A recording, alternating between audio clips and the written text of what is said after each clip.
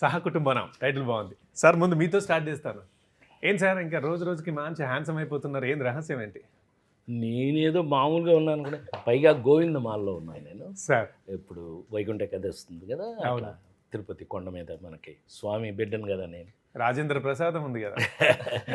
అది స్వామివారి ఇచ్చిన భిక్ష, ఆయన ఇచ్చిన భిక్షతో కాటేజ్ కట్టాం కదా మనం. అది సో ఈ పృథ్వీ ఈ సహకుటుంబానం ప్రపంచంలో, మరి ముఖ్యంగా భారతదేశంలో, మరి ముఖ్యంగా సౌత్ ఇండియాలో, మరి ముఖ్యంగా మన తెలుగు వాళ్ళ ఇళ్ళల్లో కుటుంబానికి మనం ఇచ్చేటటువంటి గౌరవం, ప్రాముఖ్యత, మన కుటుంబాలకి మనందరం కుటుంబ నేపథ్యంలో ఉండేవాళ్ళమే కదా. అవును.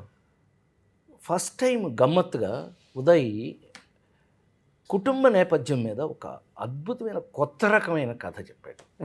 ఏంటి కొత్త, ఏంటి కుటుంబంలో ఏం కొత్త ఉంటుంది అనొచ్చు నువ్వు. అదే అదే. కానీ ఒక అనాథ, తల్లి తండ్రి లేని ఒక అనాథ ఆశ్రమంలో పెరిగే ఒక అనాథకి ఒక కుటుంబం, సహకుటుంబం కావాలి అని అనుకుంటే ఆ కథ ఏమవుతుంది, అదే ఈ కథ. చాలా కొత్తగా,